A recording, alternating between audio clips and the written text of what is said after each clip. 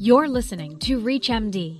This program titled Gene Therapy, The Future of Eye Care is sponsored by AbbVie Incorporated and REGENXBio Incorporated. The U.S. Medical Affairs Department of AbbVie Incorporated and REGENXBio Incorporated are the sole authors and copyright owners of this presentation and have paid ReachMD to host this presentation. AbbVie and REGENXBio are solely responsible for all written and oral content within this presentation. Copyright 2025 AbbVie Incorporated and REGENXBio Incorporated. All rights reserved.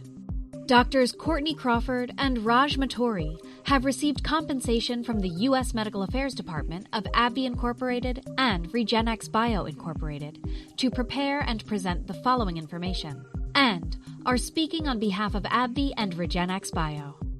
On this episode, we'll hear from Doctors Courtney Crawford and Raj Maturi. We caught up with them at the 2025 American Academy of Ophthalmology annual meeting in Orlando, Florida, where they shared their perspectives on how ocular gene therapy fits into the future of eye care, early insights on routes of administration, and tips for discussing gene therapy with patients. Dr. Crawford is a board-certified retina specialist and founder of Star Retina in Burleson, Texas. He previously served for 10 years as a physician in the U.S. Army, where he attained the rank of lieutenant colonel. And Dr. Maturi is a board-certified retina specialist at the Midwest Eye Institute and founder of Retina Partners Midwest in Carmel, Indiana, where he focuses on macula, retina, and vitreous care. To kick things off, we asked Dr. Maturi how he identifies patients who might benefit from ocular gene therapy. Even my patients who manage to keep up with treatments often find the frequency of injections and visits disruptive to their daily lives. Many of them talk about not being able to sleep the night before, for example. This burden can take a toll on them, their caregivers, and even the healthcare system. So these are the kind of signals that tell me more about a durable approach that could potentially help them. We see this impact in the data as well.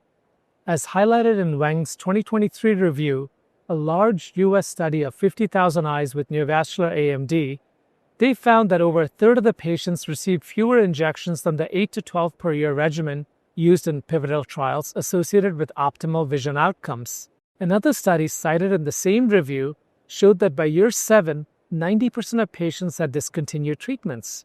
But I don't think of gene therapy only as an option for patients with treatment fatigue. I see it as something we could consider much earlier in the disease course, as long as we confirm that the active neovascular membrane is responding to anti-VEGF treatment. For me, recognizing a patient who may benefit from gene therapy isn't about waiting until we have exhausted other options. The first thing is that they have to respond to anti-VEGF treatment given intravitreally. And if they are, why not consider an option with the potential to preserve vision and reduce treatment burden by decreasing the frequency of visits and giving them more independence right from the start? I would start considering gene therapy right at the time of diagnosis. That first clinical visit really sets the framework for the journey a patient will take with macular degeneration. The reality is, in 2025, we have more options than ever before. But to me, gene therapy represents where medicine is heading towards more personalized and durable treatment approaches. While no single therapy is the best for everyone, I ask patients what they're looking for. Are they comfortable coming in every 2 to 3 months? Would they prefer something that stretches to every 6 months? Or are they interested in gene therapy knowing that it still requires monitoring but offers another path in our growing menu of treatment options for wet AMD? With that background in mind, Dr. Maturi, what's your approach to helping patients better understand gene therapy when considering a clinical trial? When I explain gene therapy to patients, I describe it as a way of giving cells new genetic instructions so they can produce a protein to correct a faulty process or to correct a process on how a gene is behaving to treat their eye disease. These transgenes, or in other words, the therapeutic genetic sequence, is typically delivered to the eye by an adeno-associated virus, or an AAV, and they're favored in retinal gene therapy because they've been extensively studied and used in the first approved gene therapy for the eye. One of the first questions patients often ask is, will this change my DNA? And I explained that with AAVs, the risk is low. The transgene is delivered into the cell, but it stays episomal, meaning that it stays separate from the patient's DNA. This is an important point to highlight because this means it helps limit the potential for interfering with the patient's nuclear genome. The second advantage is tropism, the AAV's affinity for retinal cells. Certain serotypes like AAV8 have shown strong transduction efficiency into photoreceptors and into the retinal pigment epithelium. And finally, AAVs are not known to replicate or cause disease in humans. Combined with the fact that the eye is small, self-contained, and immune-privileged, this contributes to an encouraging safety profile for ocular gene therapy as it continues to be evaluated in large, pivotal studies. Unlike most other organs, we can also monitor the effects in real time with non-invasive imaging such as OCT, so both the patient and physician can see how the retina is responding to the treatment. So, Dr. Maturi, what are some key considerations when it comes to the administration route for gene therapy? There's several factors we should keep in mind. Certain administration routes may be better suited depending on the patient, the disease, and the product. The three main delivery methods are subretinal, intravitreal, and suprachoroidal. The subretinal approach is still considered the gold standard, and it's the one we are most familiar with after the approval of the first gene therapy for rare ocular disease in 2017. This method requires surgical intervention in the operating room, where the vector is delivered into the subretinal space after a vitrectomy. The resulting transduction is largely confined to the area of the bleb, so you're targeting a very defined region of the retina. One advantage with this approach is that the exposure to the vitreous and anterior segment is minimal, which lowers the risk of inflammation or an immune response. From a surgical standpoint, the technique is similar to procedures we already perform, like submacular hemorrhage treatment. Intravitreal delivery is a less invasive option. It's performed in the office, much like an anti-VEGF injection, so it's familiar to both patients and the retina specialists. The downside is that the vitreous and the anterior segment are more broadly exposed to the vector, which increases the chance of inflammation or immune response.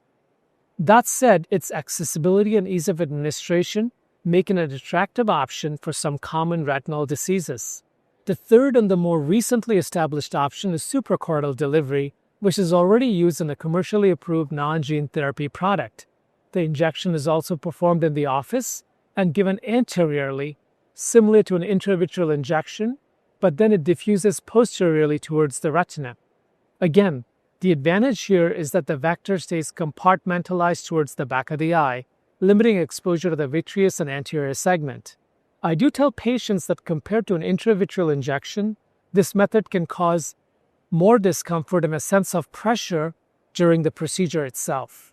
For many physicians, it's still relatively new, but is a feasible approach that builds on a familiarity with in-office procedures. So overall, the route we choose really comes down to balancing precision, safety, patient tolerance, and again, what's most practical for both the patient and the treating physician.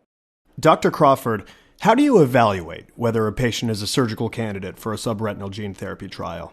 Well, in my opinion, if you're healthy enough to have cataract surgery, then you're healthy enough to receive subretinal gene therapy. In fact, in the study arms we've done so far, all of the patients have undergone cataract surgery. That said, candidacy can be a bit more nuanced, especially in patients with significant peripheral retinal pathology. For example, if someone has lattice degeneration, peripheral retinal holes, or very high myopia, elevating the retina during the procedure could make those conditions worse. In those cases, I might treat the pathology ahead of time, or I may decide the patient isn't the best candidate for subretinal gene therapy. And from a recovery standpoint, there's not much more required beyond the typical post-op care for a standard vitrectomy. There's no complicated positioning afterwards. Patients just need to stay upright for about 24 hours to let the medicine settle. Now, Dr. Maturi, how do you evaluate whether a patient is a surgical candidate for a subretinal gene therapy trial? That's a good question. I think a major consideration is to making sure that the patient can safely undergo surgery. In my experience, it means that these are patients who are not taking anticoagulants that can't be paused for 10 days or so. They should also be able to maintain the required surgical positioning and follow post-op instructions, for example, sitting upright when advised. In general, my patients have been pseudophakic for subretinal delivery, consistent with population studies and earlier clinical trials.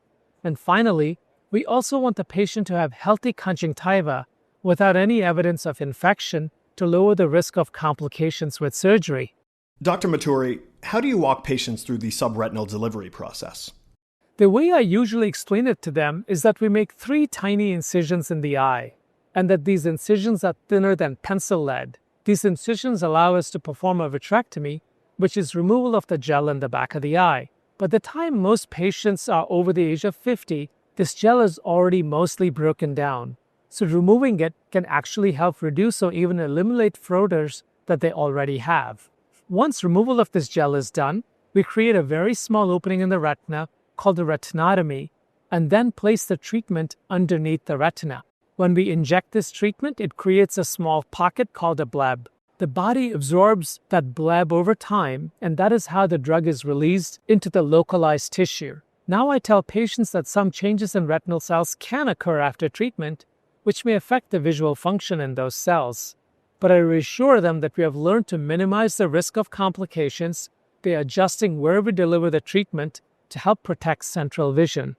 Dr. Crawford, what surgical insights would you share with clinicians who are beginning to perform subretinal gene therapy procedures? Well, I think it's a really elegant procedure. It's something that most retina specialists are already comfortable with because it uses techniques that are part of our daily armamentarium. When I'm talking to a colleague who's new to the procedure, I usually start by emphasizing that visualization is the key to success. For a surgical setup, it's important to think carefully about the type of viewing system you use. I personally find that a wide-angle view is especially helpful, which is why I prefer a non-contact approach. I've also found that especially early on, vitrectomy is easier in pseudophakic patients. It makes the procedure more straightforward. A thorough vitrectomy with good peripheral vitreous shaving is essential. And just as important is making sure the hyaloid is fully elevated, because even a small amount of hyaloid left behind can prevent you from creating a proper subretinal bleb. Now, positioning of the surgeon is another key part for bleb placement. Some of us are right-handed, so for a right-handed surgeon working on the right eye, it's straightforward to target the inferior nasal quadrant around positions 4 to 6 o'clock, which is where you want to create your bleb and deliver therapy. But if you're working on a left eye and you're a right-handed surgeon who typically sits at the head of the bed, you can't get perpendicular to the retina surface. So what I do now is sit more temporal for left eyes, which makes it much easier to get perpendicular and reliably form a bleb on the first attempt. Finally, with instrumentation, it's worth giving thought to the size and type of cannula or syringe you're using.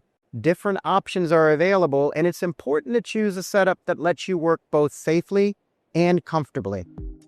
That was Doctors Courtney Crawford and Raj Maturi sharing their perspectives on gene therapy and how they approach patient conversations in retinal disease management at the 2025 American Academy of Ophthalmology annual meeting. This program was brought to you by AbbVie Incorporated and REGENXBio Incorporated. If you missed any part of this discussion, visit Industry Features on ReachMD.com, where you can be part of the knowledge.